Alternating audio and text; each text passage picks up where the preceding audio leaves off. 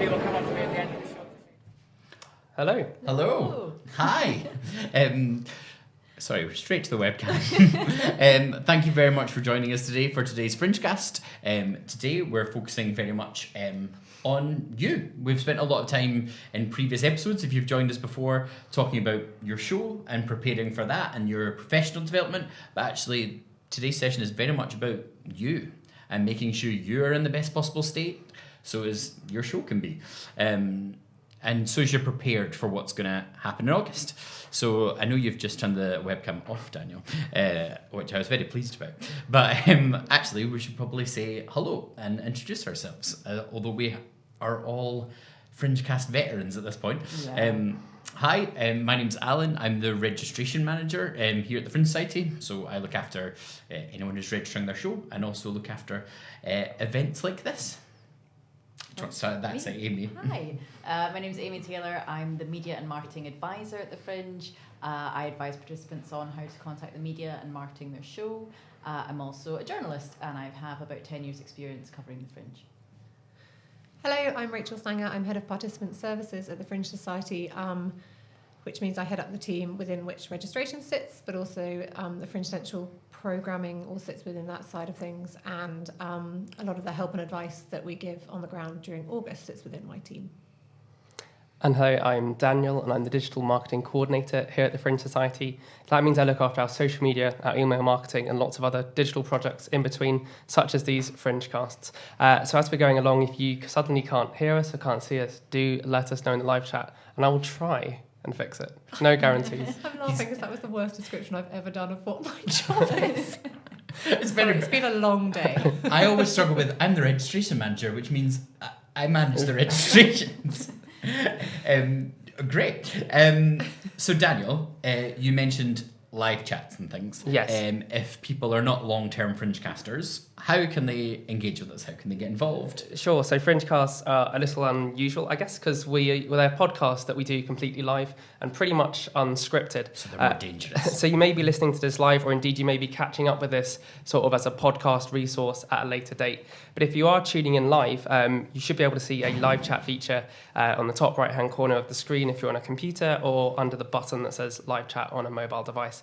So as we're going along, I'll be sharing links to resources and anything these guys are talking about. I'll try and track it down and pop the link in there so you don't feel like you have to rush and write anything down. But as we're going along, if you're with us live, you can also type in there yourself if you want to add anything, share a resource, ask us a question.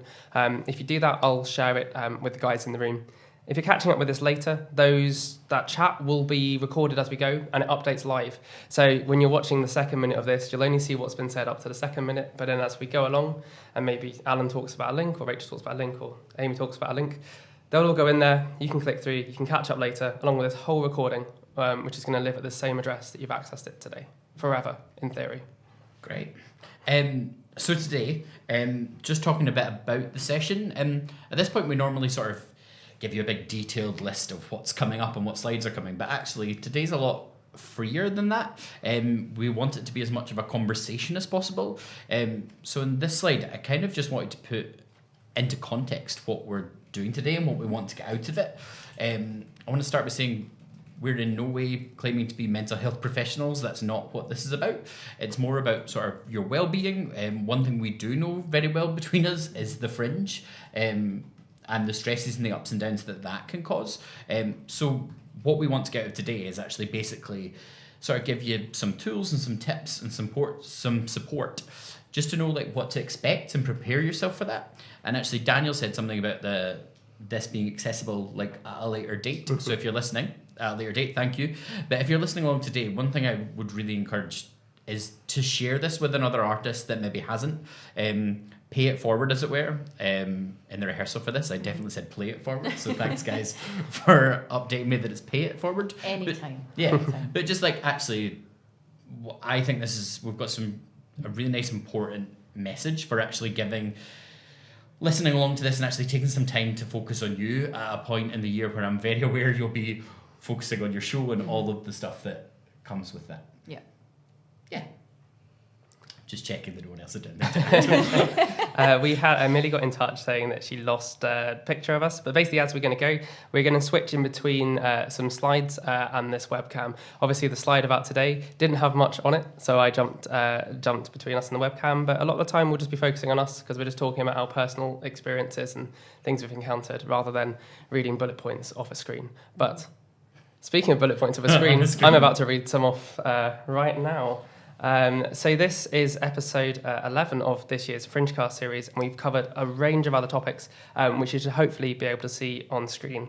One of the reasons we do this is firstly because it's a shameless plug for you to take a look back at things we've done in the past, but also just to let you know that today we're focusing on wellbeing and mental health at the Fringe. So if you do have questions and queries that relate to different topics, we do recommend you checking out previous episodes, and I'll share a link in the live chat about how to listen back to them. They cover a range of topics from the very beginning about how the Fringe works and how to register, due to stuff that's more relevant for August when it comes to marketing on the ground. Yeah, though I'd like to think by this point the answer to most questions lie somewhere within, but also you can always get in touch with us. Participants@edfringe.com is a really good email address to know as just a first point of call. The team behind that, they wouldn't say it themselves, but I can say it for them. They basically can answer anything, or if they can't, they will be able to point you in the direction of somewhere you can.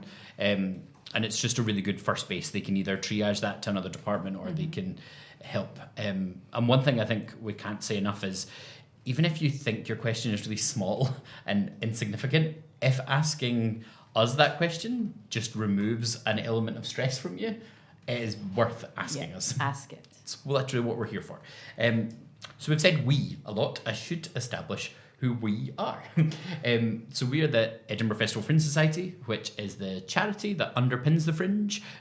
We don't manage it, programme it, or run it, as it were. We're very much there to support and facilitate the Fringe, and then market it to Edinburgh and the world beyond. But basically that's where these Fringecasts sit, is that remit of we're here to support artists. That is why we exist. So Rachel, as head of participant services, why this year it feels like we're addressing sort of mental health and wellbeing a lot stronger than we have in the past? Yeah, and I would say I don't think we're suggesting this is a new thing facing participants, but I think from my perspective, I've had some really interesting conversations over the past year, particularly with artists. One notable one was with a group of Arts Council funded artists, so kind of from the subsidised sector of the arts in England, and I sat in a room with a whole group of them, of you, if you're listening, in October, and we had a really interesting conversation about the Fringe and about why they present work at the Fringe.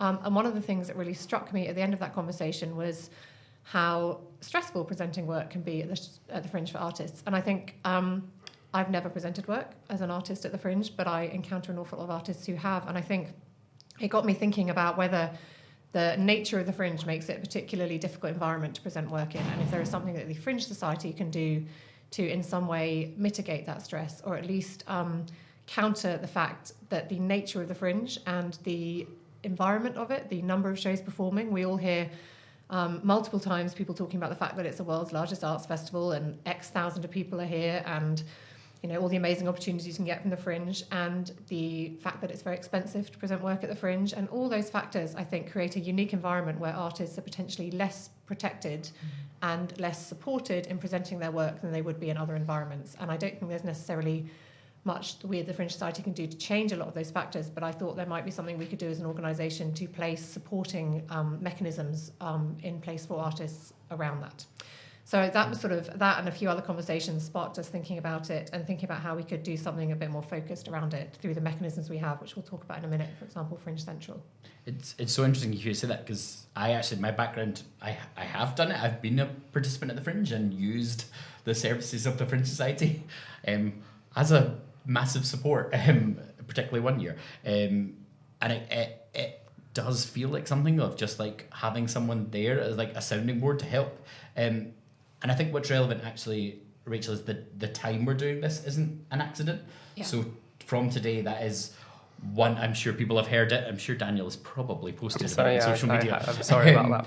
Today is 1 month to go. Mm-hmm. And it was you that suggested this as a day, Rachel, because I think we, the phenomenon of the countdown to the Fringe and the clock's ticking, and it's exciting, and we all, understand why that is something that a lot of people do, and there is a tremendous amount of excitement and anticipation of something that is going to be, we hope, a really amazing month of cultural activity. However, I'm really aware from a lot of the conversations we've had that is also a moment that starts making people feel nervous about what's happening and what's to come, and that sometimes the month countdown, instead of making you feel excited and ready and strong enough for the challenge, is something that makes people start feeling I feel very nervous enough posting it just for my own well-being. Yeah, so we wanted to do this a month out to say that we really hear the people out there who are thinking, oh my God, it's a month out, rather than bring it on, it's a month out. And we're very much hoping that we can outline some of the mechanisms and services and support structures we're trying to put in place to help support you through it. Yeah, and you know what, a month out it can be scarily close, but it also means there's time for, if you haven't quite got things where they need to be, a month is enough time to start putting those things and actually start, maybe if you haven't thought about some of the stuff we're going to talk about, start putting mechanisms in place. And even if you're listening to this down the line and it's a week to go, there's still knowing where these resources are and knowing ways that people can help you and simple things you can do to make life easier. Yeah. It's still really valuable. Absolutely. If you're listening to this during the Fringe and you're suddenly like, oh, I have a whole bunch of people who can help me, it's definitely not too late. Yeah. And the other thing I would just say to that in terms of Fringe Society services is that we have a focus around this year, particularly in the Fringe Central Events programme that I know we're going to talk about in a minute. But a lot of what we're talking about is stuff that's been in place for a really long time, and particularly the team that Alan gave a bit of a shout out to before. So the Venues and Companies team, the guys who sit behind the email participants at Ed Fringe, the guys who sit behind the media advice email. There are real people there all year round who can help if you're feeling worried about coming to the Fringe, and they provide an amazing support mechanism during August, and they're very much physically in Fringe Central, so that's not a new thing. And I think we could shout about that a bit more in terms of if you're having a hard time, there are people who are very much there to talk to you about it. So shall we look at Fringe Central? I was going to say, speaking about people who it's a good segue, Amy, you are one of those people. A shout out to those people who are sitting in Ed Fringe Wear. That is not where you're sitting. That's not where I live. Who are sitting in Fringe Central to be there for someone who wants to go. So do you want to talk just really quickly kind of about the services that we can do that can support people if they're feeling a bit overwhelmed? Yeah, I mean, I'm based in the media office, so people tend to come to see me to chat about, basically get media advice and go, right, how do I market the show? I'm basically there to help them break it down into chunks and go, right, okay, this is this and this is that. A lot of the advice I give is tailored to the person because it's based on what their goals are. So I'm there to just basically be that sounding board that was mentioned earlier and go, okay, have you tried this? Have you tried that? And just be a very human side to the media, which can seem very massive and huge and terrifying, and that's, sometimes it is, but sometimes you have to remember it's full of people, just like you and me. It's full of a lot of people. Most of them. Not as many as... Daniel also rightly reminds me that we should tell people that the photo currently on your screen is not just every day. This was during an event. Yeah, so it's not wall-to-wall people. It is much more relaxing than that.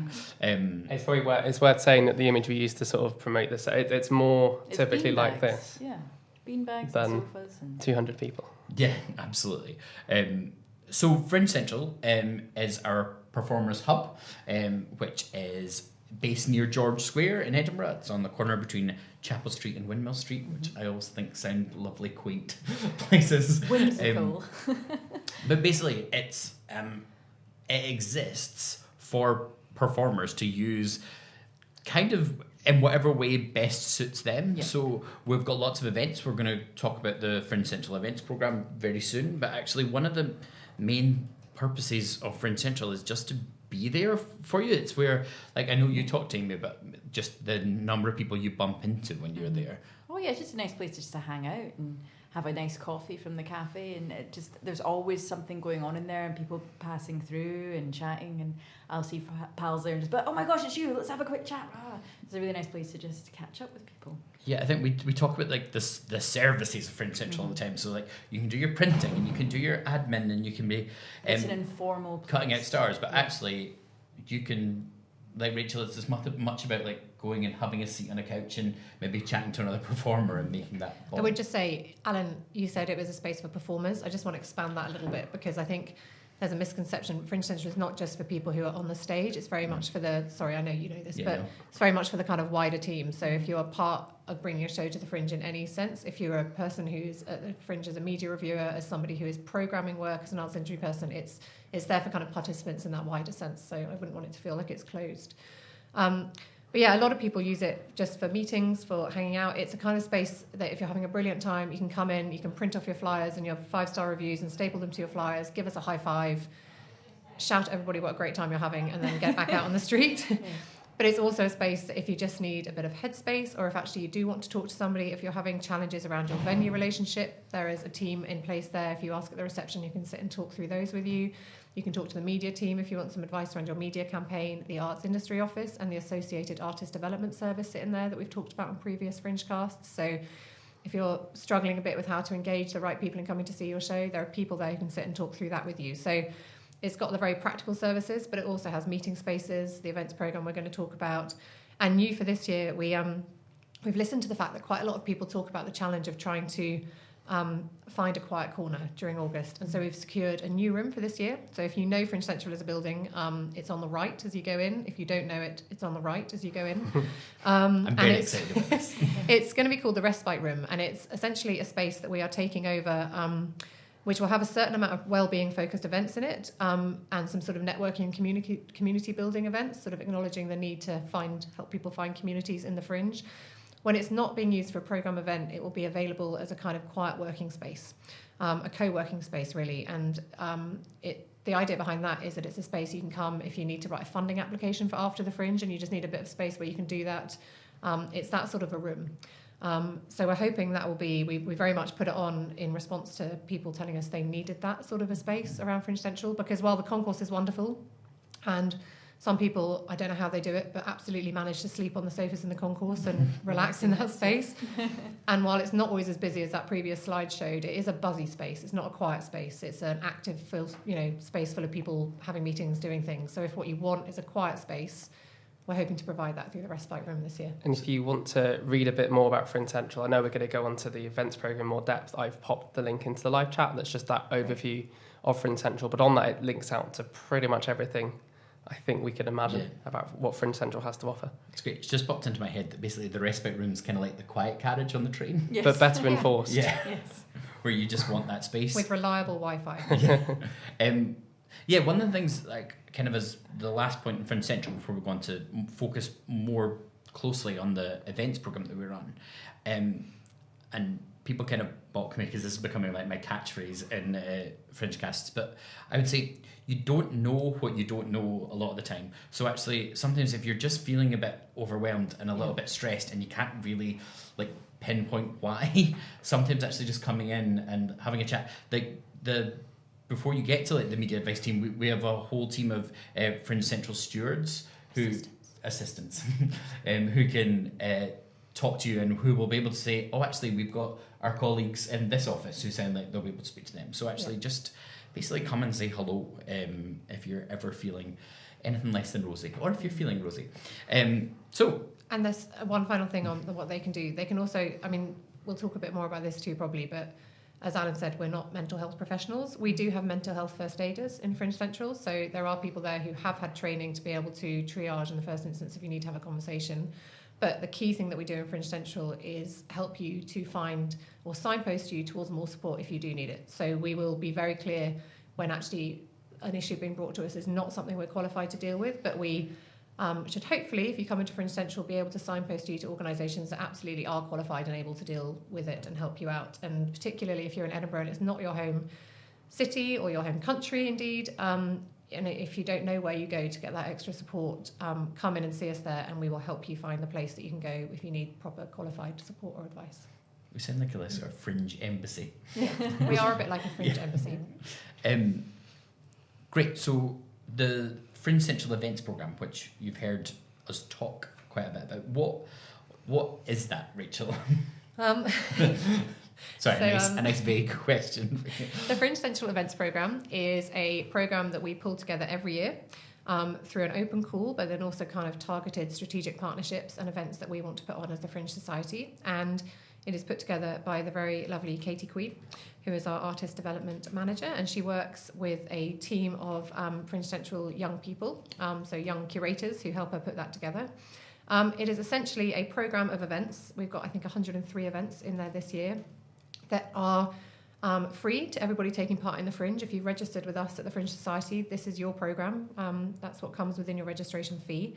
And it spans a huge spectrum of things, from kind of, how do I do social media at the Fringe? I've never been to the Fringe before. You know, what's your first time advice? Through to quite kind of, I guess, philosophical conversations around issues that we think are relevant and worth having, conversations we think are worth having in the arts. And it's really about taking advantage of the amazing group of people that are in Edinburgh during August, in terms of those wider organisations who we know are on the ground and who can talk with a lot more expertise and influence in some spaces than we can, but also the artists who are in town, and trying to offer a kind of professional development platform for artists who we know will be focusing on their show in the first instance, but actually could potentially also benefit from this wider programme and engagement and the networking and all the conversations that come from it. And it looks like this, but it's also on the link that I'm sure Daniel has just sent you. Yeah. And Rachel, you talked about how we do target those events. It's like an open call, but we do target them. Yeah. This year, we have gone down a very specific sort of line. So when you look through the Fringe Central programme, you'll see there are kind of bandings of events. So we have themed events throughout it, and we have had a real focus this year on trying to develop a programme of events that specifically look at the health and wellbeing of participants in the Fringe. And they are in the printed programme from page 25. However, there are also events dotted through the programme. Not everything fits so neatly into that theme. So we've also identified events in the wider programme with an icon, which is like a little head with a brain identified in it. See what we did there, mental health and wellbeing. And that icon also indicates events that we think are particularly relevant to this strand, this sort of strand about artists' health and wellbeing while they're performing at the Fringe. I was going to say, do you have some examples of like? I do. So there's a variety. Obviously, the events that we're putting into the Respite Room are part of that programme. We're also working with the Fringe Festival support team, who are supported by the Mental Health Foundation. So this is about us, as I said, not necessarily having all the answers, but trying to provide a platform for people who might have quite a lot of the answers. And Fringe Festival support is a programme that happened last year as well. You can either turn up in person or you can tune in to listen to them. The events are in the programme, and Daniel's probably signposting to it. But they're happening every day. So Tuesdays through to Saturdays, they're going to be doing an hour's live session that will then be broadcast out. So I thoroughly encourage you to have a look at those. We've got various other events. We've got a couple of events that are aimed at bringing participants together. So there's Fringe First Aid. There's another event called Going Solo Together, which is specifically aimed at artists who are putting on solo shows and trying to acknowledge that that can be quite a daunting prospect if you don't have a team necessarily around you. Trying to find ways that they can come together and benefit from a network, a support network while they're in Edinburgh. That event is one that every single year I've worked for the Fringe Society and Fringe Central, I think I've signposted that more than any other event, because I genuinely just, it's that cliche of like, sometimes a crowd is the loneliest place kind of thing, but actually we're going to talk about it later as like kind of like a stress point, but it's very easy to suddenly feel isolated and feel like everyone else is having the best time at the best party ever, and you're in a little bit of a difficult place. And finding other people who are going through that journey solo is honestly, if feels weird us recommending, but generally if there was one event, if you're a solo we're allowed to recommend performer, for essential program. If there's a one event, I'd say if you're bringing a solo show, if you're not, maybe that's not for you, but it's a good one to engage with. The other thing we've tried to do in the Fringe Central programme this year is just build a bit of space for people. So that was the idea behind the Respite Room, and likewise Mindful Mondays are sort of what they sound like on the tin.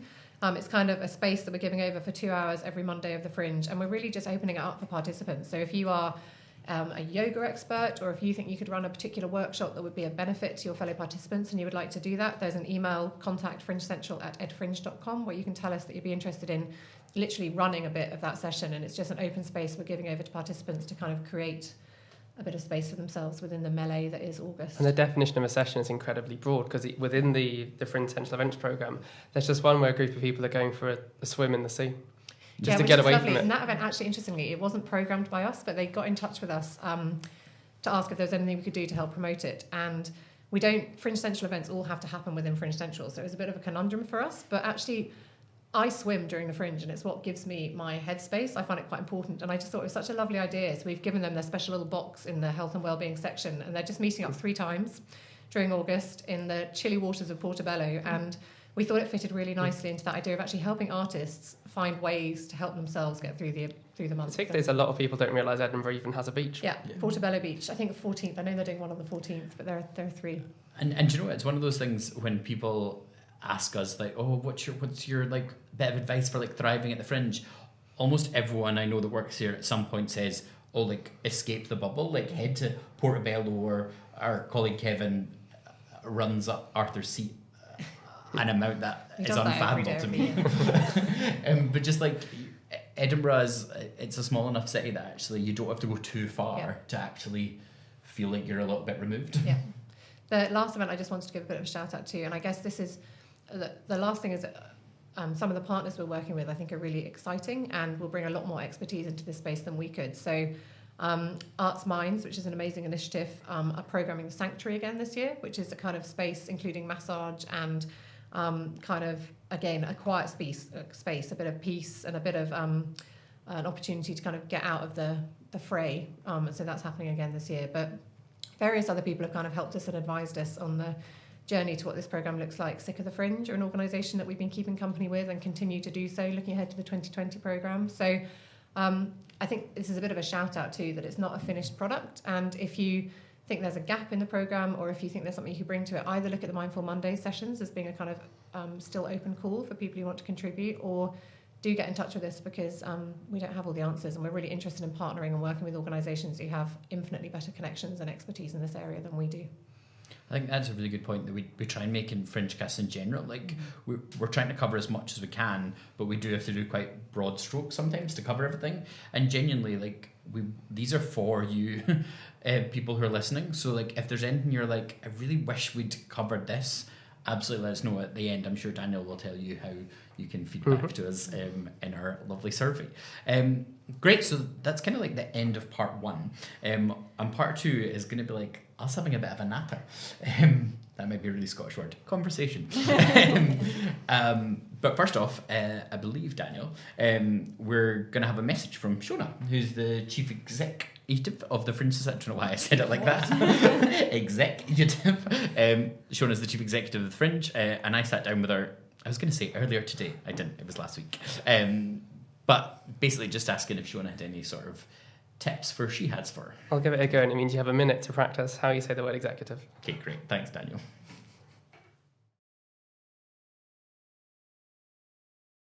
And we all get that fear of missing out so badly at the Fringe, but you need to, I think, kind of take a deep breath and calm down and go, well, I'm not going to get to every show. I'm not going to get to see all of the things. I'm not going to get to do all of the activities or meet everybody that's in this landscape.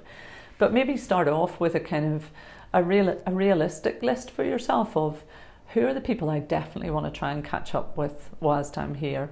What's my ambition in terms of other shows? Is it one show a day? Is it one show every 3 days? And just try to set some realistic parameters for yourself, I suppose, from the get-go. And know that the Fringe is here forever. You can come back again in future years, and there's a legacy for a lot of this work beyond the Fringe too. So if you don't get a chance to see it here, you might get a chance to see it somewhere else throughout the year. So FOMO. Yeah, and Daniel, I listened. I can say executive now. Yeah, well done. That's what I know. When we first started talking about this, Rachel, FOMO, or fear of missing out, was something that you wanted to make a big point about, because it actually is I think it's actually one of the key things that gets me during August.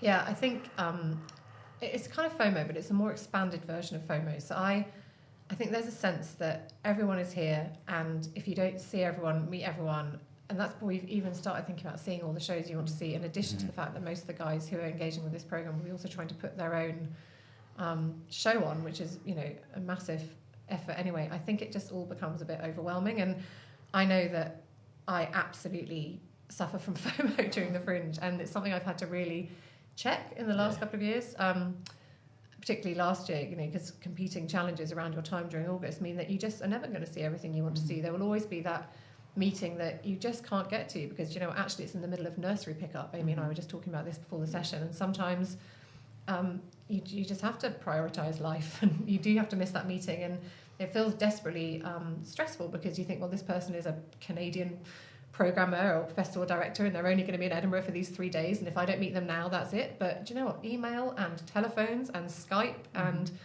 sometimes even going to a different space in the world to meet this person is all a possibility, and I think you just have to get a bit of perspective around that sometimes. Yeah, you've still got that link of, oh, we were both in Edinburgh in August. Yeah. We'll both have had the same experience, but oh, can we have a catch up? I know that when I was a participant in the Fringe, I massively got that of feeling really guilty taking a day, like an evening at home, which I also understood was a complete luxury that not a You lot went of to the participants cinema. can't go back to their own home. Yeah. Alan went to the cinema during the Fringe. Yeah, I know, which I thought was like I was very stressed about at the start, and then actually once I was there, I was like, oh my god, the world still exists. Yeah. My flatmate is very. I know you guys have said you've got similar experience, like from a parenting point of view, but my flatmate was always a very good kind of real world reality check of when he'd be like, there's more to life than the Fringe. Yeah. Or he wouldn't want to talk about it, and I'd be like, what do you mean? Like, there's shows out there. Yeah. Yes, and I'm missing them. And from a journalistic point of view, it's every journalist wants to be the journalist that discovered that participant that becomes the act of the Fringe. So to miss a show or to cancel a ticket feels so A what if factor. alien. Yes. Oh no, I'm missing this show. I'm ruining everything. But really, at the end of the day, if you have to miss a show, it's fine. You really have to put yourself first. If you're not feeling up to it, and I had to do that last year, but there was a couple of times where I was like, I'm not well enough. I'm too tired. I've got too much on. I've got to get my child to nursery in the morning. I can't do an all-nighter with the reviews I have outstanding. I have to miss this show. And I felt terrible about it at the time, but it was the right decision for me. Yeah, and do you know what? If you're coming at it from like an artist point of view, if you're like, I have to go to that party or that event because I need to be seen there and do networking. If you're not in a good headspace, or You're not It going can to be network with it can be anyone. counterproductive. yeah, you're not going to make a good impression. You're going to be that And the person thing that was is, tired and at grumpy in the parties, corner. there's a point where all networking will cease and there'll be no point in trying to network with anyone. So don't put yourself under that kind of pressure. I think this segues really nicely into the next bit we wanted to talk about, which is kind of the pressure of and I guess what we're trying to go through here, kind of the potential stress points that exist around the Fringe, and I'm quite sure there'll be reams of them out there that we are not acknowledging. And I think it's also quite important at this point to acknowledge that we understand that we are very much speaking about stress points from the perspective of an organisation where we are paid to do our job during August. And I think it is quite important in this space to acknowledge that, we are all on a salary during August, and we are protected by a contract that sits around that. And I think we're really aware that a lot of people out there doing the Fringe from a participant perspective do not have that luxury. And I just wanted to acknowledge that in this space while we're talking about this. Yeah. So You kind of have to be your own HR department. Yeah. And I think that's really important, because there's something around acknowledging what you need, and that comes very much into the idea of scheduling. So the nature of the Fringe, I think, can be quite a stress factor in terms of it being, hailed as being a 24/7 festival, and shows start at 9 a.m. and they finish at 5 a.m. And there's this huge bar culture that exists around the Fringe. And for some people that's great, because that's a space that you're very comfortable in, and it's a space where you can very comfortably do business and you feel like you're able to absolutely make the most of it, or switch off and have a good time. Actually, that is your way of release, and that's absolutely fine. But I think it's really important to acknowledge, particularly if it's something that relates to you, if that is not a healthy space for you to be in. And the responsibility around therefore not being in that space absolutely sits with you. And I think it's something to be aware of before you come, is the need to acknowledge if you are not somebody who is going to thrive from being in one of the late night bars at the venues at 2 a.m, it's all right not to be. The FOMO can extend to that side of it as well. I am not that person. Even before I had the very neat excuse of a baby to put to bed, I was fully looking for excuses not to have to be at 2 a.m. sitting in a late night bar, because I don't work well in that way, and I need 8 hours sleep, and I have to find a way to have them, whether it's August or not. And I think it's important to be honest about that and not feel peer pressure around it. Totally. Like I'm someone who, I guess, does like a lot of that, but I think I fall into the it's prevalent like in social media, like kind of year round, where you think you have to be having the best time for the whole month, and you couldn't possibly like miss that one thing, because what if it is the best night ever? And actually a lot of the times knowing that if you don't want to be there, it won't be. Yeah. It's totally true. And it's a long month, so Yeah. you could be, you know, if you're burning the candle at both ends early on, you then may miss something that is perfect for you, that may be at 2 p.m. that you're too tired to go to because you've been going out till 2 a.m. in weeks previous. Yeah, and you're working essentially. Like if you're doing a show every single day, that's like, I think is that's work. Yeah, I think that's the thing that took me by surprise the first time I did the Fringe.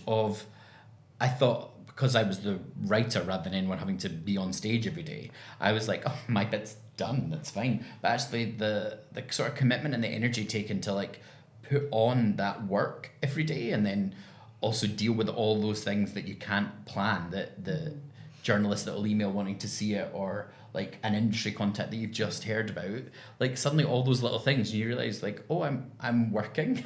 So actually, when you're doing your normal job, you probably wouldn't go out till 4 a.m. Promise, Rachel, I don't. I mean, be careful. We're not trying to be your parents around this. I think it's quite important. You know, if you thrive in that environment, we're not trying to be the killjoys, but I think it's also important to know that you can manage the Fringe to be what you need it to be, and it doesn't have to be a late night drinking. And particularly if partying this August is the first time you've done the Fringe, pace yourself. It's pacing yourself. If you've done it before and you know what works for you, then do what works for you. Yeah. Whether it be, you know, and I think the other thing I just signpost you to, there are lots of participant discounts in the back of the Fringe Central programme, and some of them are great actually in terms of kind of access to discounted spa days or information. There's a gym that will give you a discounted membership, and for some people that sort of thing is a really valuable resource to kind of help you find that headspace. And they're on our website somewhere, and I will find it. You've never failed me yet, Daniel. The discounts is a really good point, Rachel, because actually money. I mean, you said that we've got the luxury of being on a salary for that month, but it's probably the month of the year where I worry most about budget, because suddenly there's so much to spend money it on. can just start to disappear when you're like, oh, I saw 4 shows today, great. And I guess we don't have a magic solution for that, but there are ways that you can help.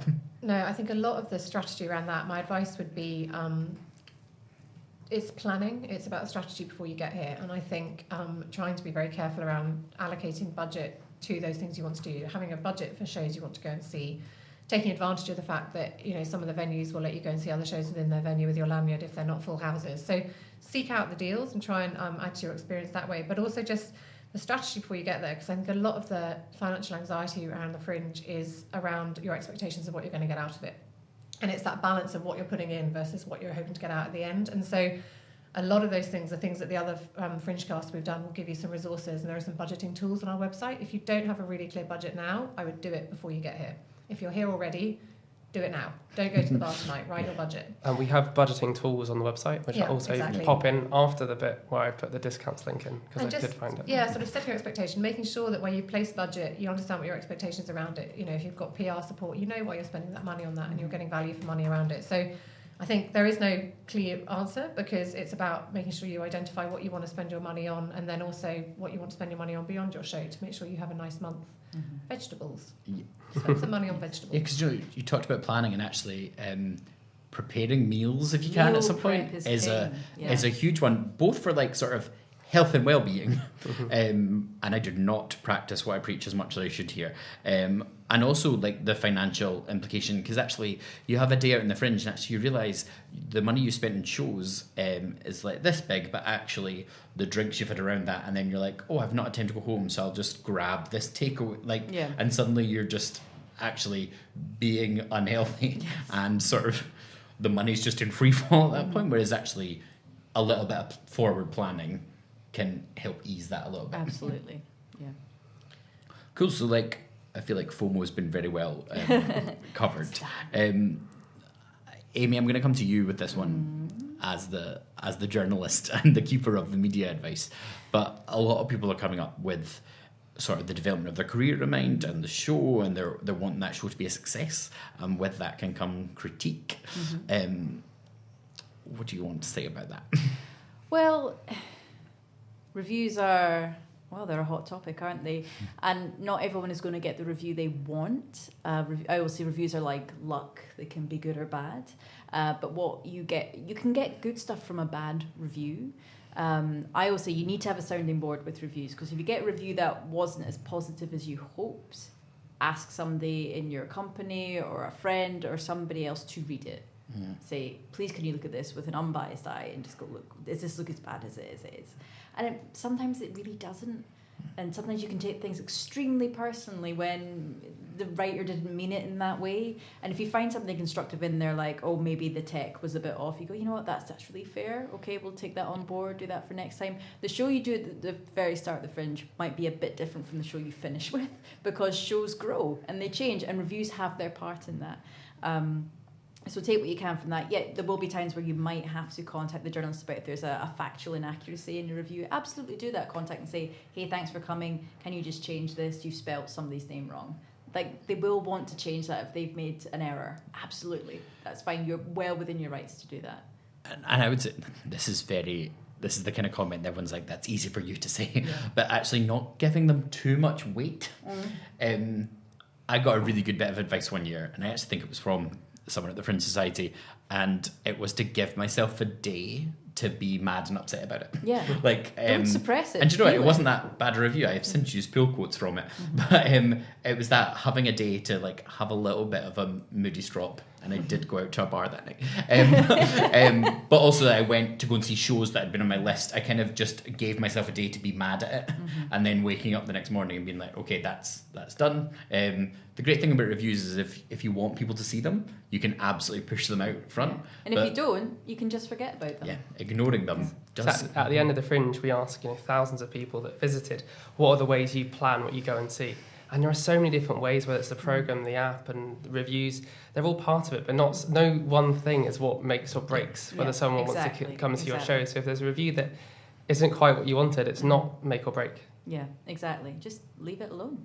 Just go, okay, cool. They gave me some good advice, or no, wasn't really worth it. Just leave it behind. It's not going to follow you wherever you go. And rather handily on your listing online, any reviews that are below 3 stars just don't appear. No, they don't. They do not exist. No. Amy, another thing I wanted to ask about you, because I think it's really important having the perspective of someone who has been on the Fringe landscape, but not necessarily as a performer. Like, so in your role as a journalist, I think some people forget that maybe people who are up looking for work or people who are up reviewing are running the same race as everyone exactly. else. It's a weird thing to overlook, but it's so true, because I might go see a couple of shows in a day, and I'll be emailing in the morning, I'll be going out to venues during the day, getting tickets, I'll only speak to the people behind the box office, go see the shows, come home at night, write my reviews, and I won't speak to another soul. And it's really quite isolating, and it's just constant, like going to see a show, write about it, going to see a show, write about it. So you get into a good rhythm, but you don't see anyone, you don't really socialise, and it can be so isolating going home to your flat at night and just being like, oh, there's no one to talk to the show, talk about the show about. So it's hard, because also with theatre, it's the code that theatre critics have, is they're not meant to talk about the show until they've written the review. And again, that can be quite isolating, because if you see somebody in a bar, you'd be like, hey, I just saw the show, but I can't tell you anything about it. And then people suddenly don't want to speak to you. I think Amy and I, before Amy worked at the Fringe Society, after last year's Fringe, we had a restorative hot chocolate. We did. It was very nice. A bar on Elm Road in Edinburgh. And one of the things you said that really struck me was the fact that the amount of pressure that the media and the arts industry professionals who are here programming work come under, and the fact that pressure can have a real toll on them as well. And I think there's sometimes a perception that they're sort of fine because they're here doing a job, they can't fail, like they're the givers of good fortune or the takers away of the good fortune, and actually they're in this all sort of powerful position and actually nothing can hurt them. But I thought what you said about it was really interesting, that actually with that power comes an awful lot of responsibility and actually an awful lot of stress. It's just that sort of reminder that actually everyone who is in Edinburgh in August is trying to do a job, and usually that comes with a certain amount of stress, and it might be a different stress to the stress that you're facing, and the stress of trying to get a review is very different to the stress of trying to make sure you cover as many reviews as possible, but they're equally valid. And I found it really useful as a conversation just to sort of remember that we're all human, and whoever you come across in the Fringe, they're probably having their own stressful moment that day, and it's worth just being aware of that. Yeah, and I was an editor as well, so I was managing other writers, so I was then inheriting their problems and having to adjust their workloads to accommodate that, and it was very, very hard work. And I think that's just a really good tip to keep in mind of, like, before you send any email or in any way confrontational or anything with anyone during August. So even that could be the person who's giving you your coffee.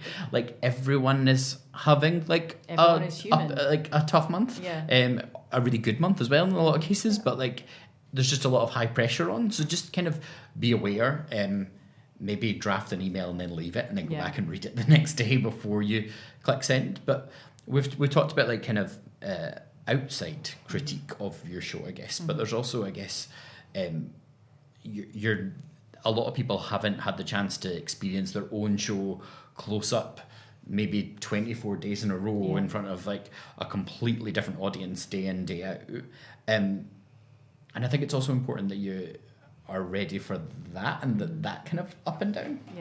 Yeah, and just maintaining energy as well, because sometimes you're not feeling it one day, and it comes out in your performance. You're like, well, you got to prepare yourself for that. Not every day is going to be amazing, but not every day is going to be horrible as well. And you could put on the perfect performance, but the audience just wasn't right. Yeah, and that's exactly. just the nature of it.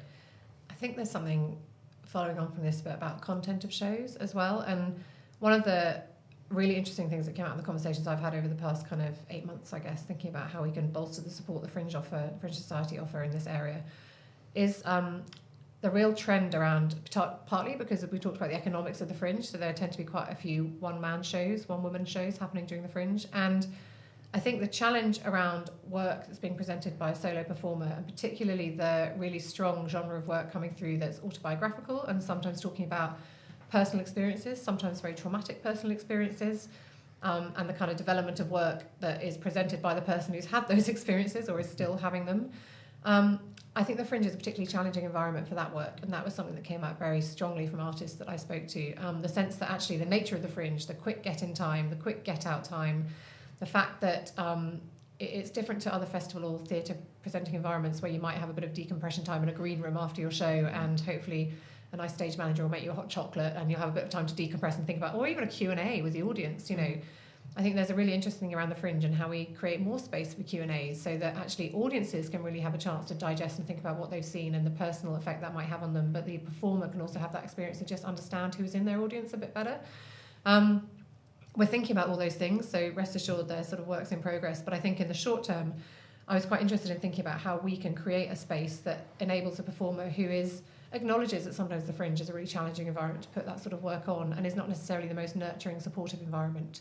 For all the support you get in venues, the very nature of the turnaround time of the Fringe and the number of shows going on, and the fact that quite often you're being spat out after your show into a space like George Square that's just full of people and other shows, and it's not a calm space. So I think that's partly also what we're trying to address in the Fringe Central programme, and what we'd really like feedback on really this year about how we might be able to do better. And it's the sort of thing we're exploring. And particularly if the subject nature of your show leaves you in a vulnerable place when you finish. Yeah, and I would say I think it's quite important for the performers. There's a bit of responsibility there with the performer. I think it's very important before you come to acknowledge if your work is like that, and actually where the responsibility lies with you to ensure that you found out the appropriate. If you doing a show about, for example, alcohol dependency, find out where the appropriate support mechanisms are in Edinburgh so that if you require them during the course of your run, you can go and seek the appropriate support that you need. Find out where the meetings are happening that you need. Find out where, a counselling session might be available. I think there are some things we can do, but I would also throw it back. I think it's really important to be self-aware about what toll your show, what toll the work you're doing will take on you, and how you can put appropriate mechanisms in place before you get here to support yourself. I also think that ties into kind of what we were saying before about the expectation of the Fringe and what you should and shouldn't do. Like the kind of year on year, I always get people being like, "Oh, I have to fly on the Royal Mile. That's where you fly her," and actually that might not be what works for your show. And it can be a very busy environment. So actually, if you know that like you have to go to a certain headspace for your show, or you're going to be in a certain headspace after, like actually give yourself a break, know that, and be like, okay, I'm either going to look into having someone else fly her because I can't do that kind of promotion for my show, or if that's not possible, be like, actually I can't fly her right before my show. And even if that's more traditionally when you do it, it's not going to work for your show because you're not going to be in the right headspace. There's no one size fits all. It's that earlier point as well, is avoiding looking at others, whether that's just because that's the done thing, or even envy or whatever it is. It's focus on you, because nearly 4,000 shows, also different experiences. Absolutely. Comparison is the thief of joy. I think it's very easy. I don't know if I said this in the rehearsal or whether I've or said this. Stop while saying we're rehearsal. recording. These are unscripted. They know we have a run through. But that thing of like, it's very easy to think that everyone else has all the stars in their poster, and that everyone else has full houses all the time, and they're doing amazing. Yeah. And It's probably not always the case. Yeah, probably they're feeling very similar to how you're feeling. Yeah. What I found quite refreshing last year when somebody was like, "How's your Fringe going?" And I just go, "Awful," and they go, "Yeah, mine too." And I'm like, "Oh, good, we can talk about it." You know? Yeah. But I think the acknowledgement of what you need to enable you to navigate the Fringe is really important, and taking a bit of the responsibility for that. And this leads on to our last bit, really. I'm just aware of time. I guess the last thing is that real life doesn't stop while you're at the Fringe. It does not. News flash. And I think this is, I mean, we're joking about it, but it's really relevant, and it refers a bit to the comment that Alan made earlier about the fact that actually sometimes just taking time out to go to the cinema, or, you know, if you're having dinner with friends or having a phone call with your mum during the Fringe, and she doesn't care about the Fringe. She actually just wants to know if you've, you know, changed your underpants that day, and if you've eaten some vegetables, and did you know that she went shopping with Marjorie last week? And I think some of that stuff, sorry mum, she hasn't got a friend called Marjorie, and she doesn't ask those questions, but that sort of stuff I think is quite important in terms of acknowledging that the good stuff in real life doesn't stop during the Fringe. It's all right to take time out to engage in it, but also that the stresses of real life won't go away during the Fringe. If you are coming to the Fringe feeling a bit broke, that's not going to change during the Fringe. So again, finding ways to deal with it that are not necessarily the fault of you being at the Fringe, but may well be exacerbated by it, are quite important. Yeah, and to factor that, we've talked a lot about planning, sense the pattern, but actually know that those day-to-day tasks aren't going to stop, so they have to fit in. You will have to do some laundry if you're here for the full month. Yep. Please do some laundry. Yeah, unless you have a lot of clothes. But even things like one of the things that caught me off guard the first Fringe is like, oh, no one thought about like we're gonna have to wash all the costumes. Yeah. Which we learned quite quickly. Involve white shirts. But generally we're like, oh, of course these need turned around. You have to pay your every bills day. during the Fringe, whether or not you're in the flat that you're paying them for. You know, council tax doesn't stop because of the Fringe. Friends' weddings happen during the Fringe. Amy and I were talking earlier about the fact that actually small children need to be picked up during the Fringe. They do. People need your attention that don't care about the Fringe. People will get sick during the Fringe as well. Yeah. You know, that kind of thing. And sometimes those things, I think, can be a very good excuse for taking a bit of time out, and it's important to acknowledge where they need to happen. Don't resent them for needing to happen, and if you take an hour out of your day to share a bowl of Cheerios with a small child, and that's what gives you the headspace on that day, that's all right. It's a good thing. You mentioned like swimming earlier, like if exercise is like important to you. I know a lot of, myself not being one of them, but I know some people who like running is a really important thing for their routine and how they feel. Like if you know that in your day-to-day life that you need to do that kind of exercise because it sets you up, Bring your trainers. yeah it's a good sector to run in.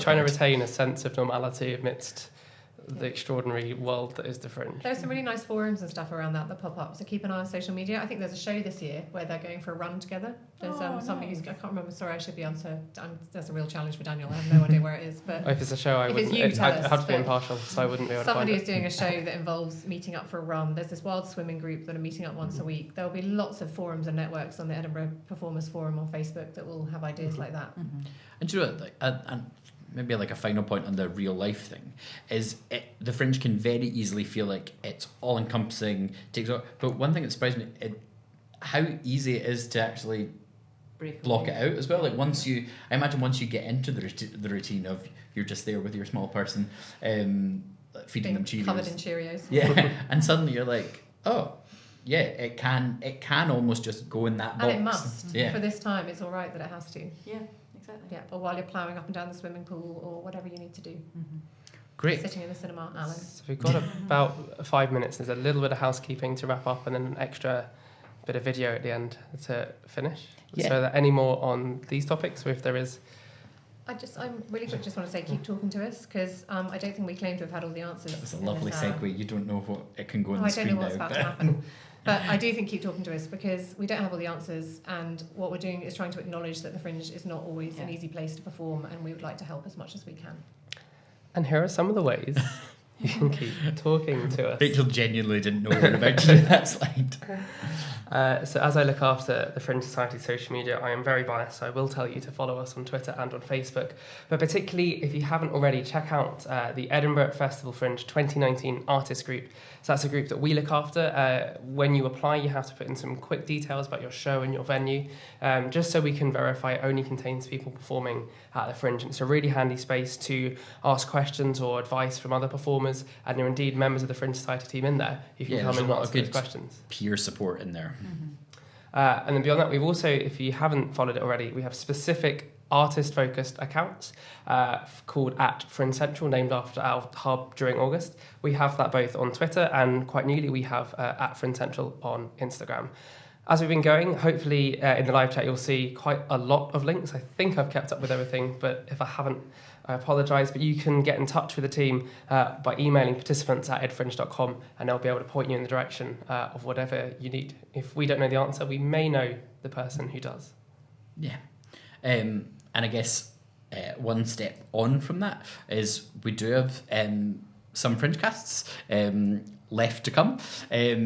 In the sort of coming days, so although June is definitely June has now come. And this Thursday we actually have a slight rerun due to technical difficulties, but that one we're looking about people who want to take their show beyond the Fringe, but also looking at their own professional development. So we've talked a lot about getting your show ready, but actually the Fringe can be a great marketplace and a good sort of like stepping stone onto the next point in your career. And we talk a lot about that with Katie, who we've mentioned, and also another Fringe Amy. Not me. Amy Saunders, who looks after arts industry. And I've shared a link in the live chat of how you can sign up for the session on this Thursday. But obviously, if you're listening back, that session will have happened. It will also be on that page. That recording will be there for you to listen back to at a later date. Yeah, and then finally, the kind of like final two of the season before we enter Fringe mode, are we're just going to have some recaps. So basically, the 17th of July and the 24th of July, it's kind of like an open forum. It's there to be kind of led by you. We're going to be here, and we're going to have enough people to cover all the bases, and it's just for all those questions or all those nagging thoughts that only sort of pop into your head when the reality of Edinburgh begins to dawn and be a little bit closer. So that's our recaps. And as it gets even closer, once those sessions have ended, just come and meet us in person. 29th July, 10 a.m. Throw open the doors. Sorry, Rachel's giving me a funny look. So that's nearly it for today. I just wanted to ask, we all like to ask, whether you've listened to this live or you've caught it later, we're just about to share a little feedback survey link in the chat. It takes less than a minute, but because these sessions are for you and they're relatively new, we want to know what works. We want to know if there are things you wish we'd covered. You can go in that form and let us know. If you leave your contact details, we can then get back to you with some more information about that. But it's really helpful to know how you find these sessions and how we could make them better for you. Yeah, and just to stress that, I guess, more than ever now, we're kind of coming to an end with those sessions of a certain phase of these, and the planning for next year really starts in earnest. And Rachel said it earlier, like, all of these services are in place for you to support you and help you. So please let us know, like, what if we're missing anything, or if something's really great as well. You know, that's also good. Positive and life affirming. But I guess we're now going to finish up with just. Daniel's looking a bit funny. Are we going to finish? We up? are. I just wanted to ask, are there any closing words of wisdom we'd like to share? I put you on the spot. This is not in the script. I think my random Marjorie reference has used up my wisdom. I'm done, but thank you.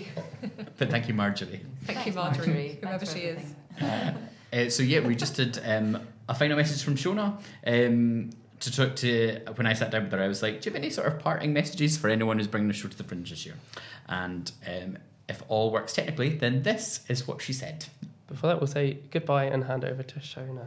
It's like University Challenge. That's bye for now. So hopefully, here's Shona's parting words. If I get the right button. Oh my goodness, good luck. You're about to be involved in what I think is the most amazing festival in the world. You're about to join a community of people who come here every year through the hardships and the tough times and the challenges, but come back repeatedly because there's just something special in the air that happens in Edinburgh every August. And just remember to try to enjoy, try to look at the audience reactions to your show and to other shows, because that's kind of what it's all about for me, really, is that interaction between the performer, the creative, and the people who've come to see and experience the work, and it's still magic.